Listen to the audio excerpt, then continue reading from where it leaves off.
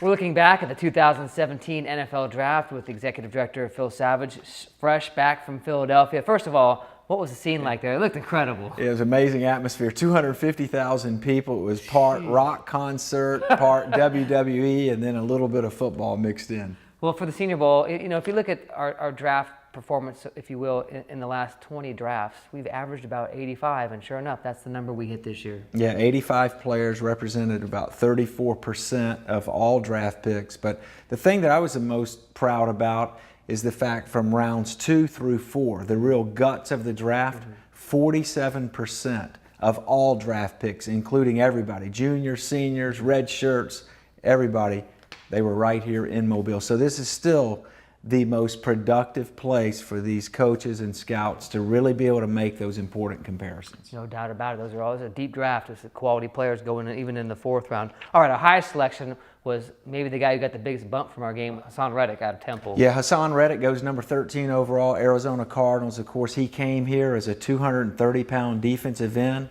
We forecast him as a linebacker and said, look, stand up, show your versatility. He did that, capitalized with his performance at the Combine, and Haason Reddick brings speed, toughness, instincts to the Arizona Cardinals. Made a lot of money in Mobile. So who out of this first round, we mentioned Reddick getting a big bump, but he kind of already was our first highest selection, so who else got a big bump? Well, Evan Ingram, the tight end from Ole Miss. Of course, he was a record-setting pass catcher for the Rebels, and everyone forecast him as just a receiver only.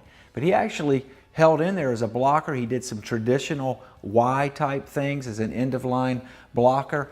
He ran 4.42 at the Combine. He vaulted himself to number 23 overall, the New York Giants, where he'll be paired off with another Ole Miss alum by the name of Eli Manning. That's right. Well, we had 4 players go in the first round. Which one do you think is going to step in immediately and help a club?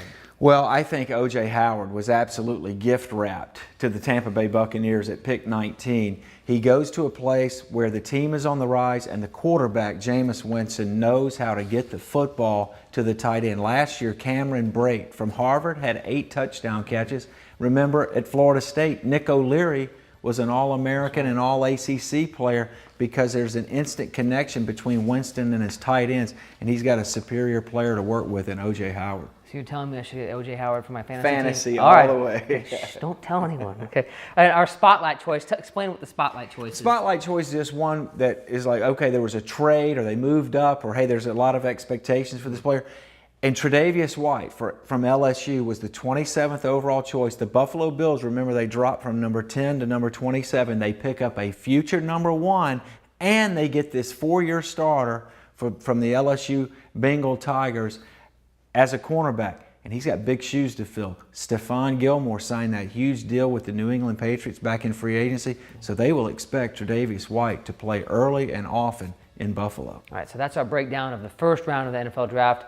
Stay tuned to SeniorBowl.com and our YouTube channel as we break down all 7 rounds from Philadelphia.